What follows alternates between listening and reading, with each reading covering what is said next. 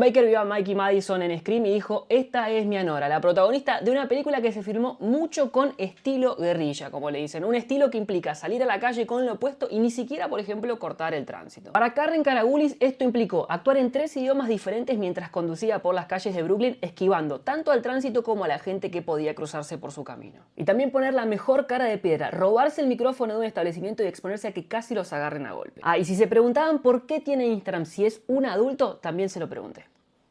We now return to Mira Akian and Contre with our latest interview. One final thing, your character mentioned that you're an adult and you don't use Instagram, but you have Instagram. Who thought of that line? Sean wrote that line, and then I did a little bit improv when I was saying it. I don't have Instagram. I'm an adult, man. What are you talking about? But I did not have Instagram. Now after ANORA, I have to, because Yeah, you have to. Actually, I am in love with Instagram. It's such an easy way to communicate, and your fans come there. So I'm happy that I got Instagram. We are consenting adults. If you think this is going to be allowed, you're dead wrong. Do not touch me. So in 2009, we finished a film called Prince of Broadway, which we also did together. And I went to him and I said, what do you think we should do next? And I had this idea of making a film in Brighton Beach area. And I told him about a story that happened in Brighton Beach. And then he was very excited about it. He loved it because he liked that it's a very interesting neighborhood. And we started writing together a movie. For next 3 years, we were writing a script, and we finished it. But this was also a story that was happening in Brighton Beach, but it was all about guys. It was a little bit more kind of gangstery, guy about boys. Then for next 3 years, we tried to finance it. We couldn't finance it, and then I kind of put it in a back burner. I kind of gave up on it. But he always was fascinated with this neighborhood. So in 2021 or so, he kind of went and rethought the idea and came up with another story that was also centered in Brighton Beach, and he wrote ANORA. And at this time, I was kind of not thinking about movies anymore, and he sent me the script, and I fell in love with it. And it, of course, the part of Toros he wrote for me. And then after that, we've been communicating about, like little things like locations, names, and actors, this and that. So, I mean, we're friends. We always talk together about a lot of things. But yeah, I mean, that's generally is where the idea came from 15 years ago. Eva! Relax. It's okay. You fucking relax. What is happening? Somebody talk to me, please. No, just I want to ask you about shooting that scene in particular with you driving, shouting to ANORA.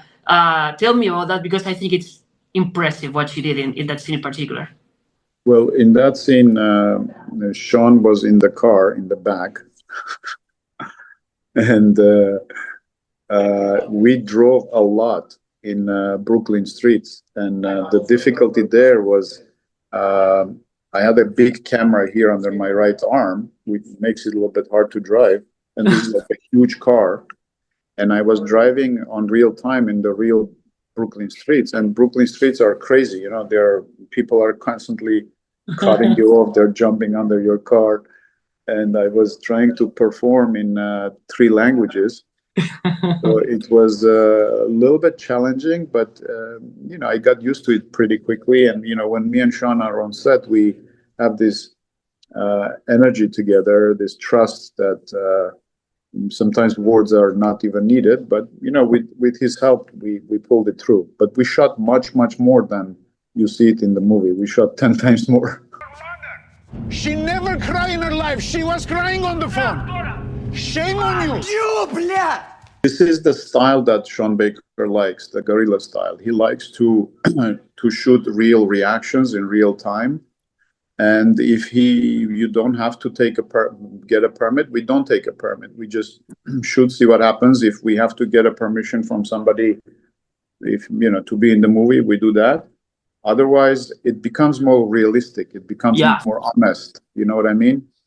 So yeah, I mean, we've done that in pretty much all our films. You know, if you go back and watch our old films, you will see that that style of Sean Baker, the gorilla style, didn't change that much. Буквально минуточка вашего внимания. Просто у нас пропал ребенок, больной ребенок. Я сейчас пройду по... And also you will see that same in many other scenes here in this movie, including in the scenes that where I go and show the picture of the young boy in restaurants, in pizza shops. Those are all, nobody knows we're making a film. So all the reactions are real, and so how do you know what people is going to do? Because you have like a script to follow. You need like to be surprised because no one knows where this kid is. How do you work with that in mind? Again, it's about trust, sort of. Like, he knows what I'm gonna do, and he knows what to expect, more or less. So he tells me, okay, this is what I need cinematically to get, and the rest see how you can figure out. And I do my thing, and Wow. like, for example, in that Tatiana restaurant, when I go and I stop the music and I take the microphone, only the restaurant owner knew that we were making a film. People who are partying there, they don't know. So I go, we do one take, then I do the second take, and now at this point, some of the people in the back, they're angry. They're like, we paid for dinner, why you come interrupting the music, we told you already, we haven't seen this person, and they start cursing, you know, like, and then we do the third take. And when we do the third take, Sean says, okay, I'm sure we got it, but I want to do fourth one for safety. And my partner, Vace Tomasyan, who plays Garnick, he went to Sean, he said, Sean, if you want to do the fourth take, you have to get ready for fight, because these people are really angry. They're going to come and they're going to fight with us. So, yeah, I mean, luckily we didn't do the fourth take. Oh, yeah.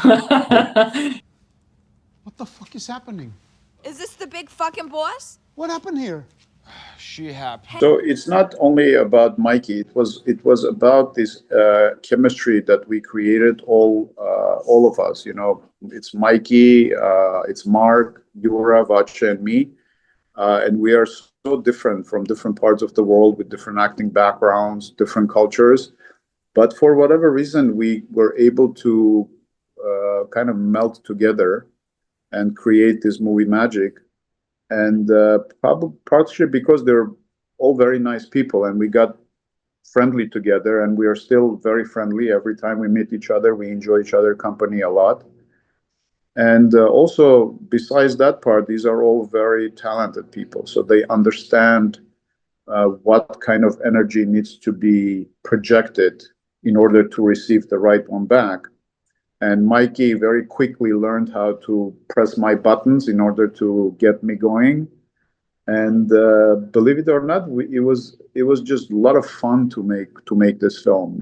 I like ANORA. I mean, I like ANORA more than any. Is it true that Yura learned English for this character in particular? That he didn't know any English before this movie?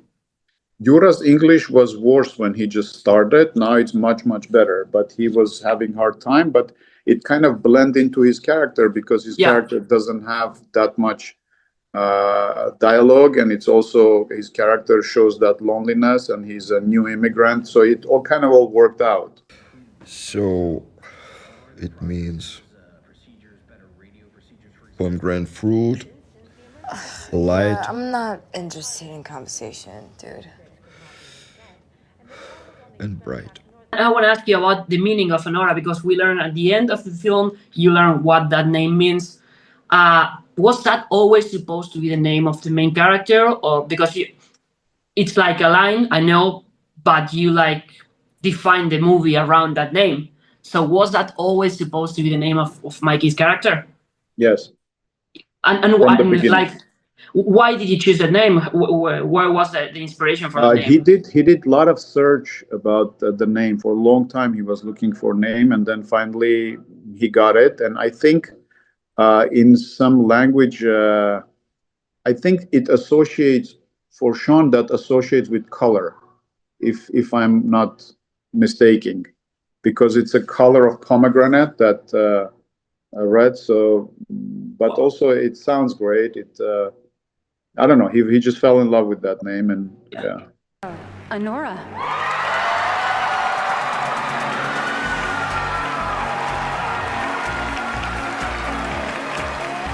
This movie has certain qualities to it. One of the qualities is simplicity.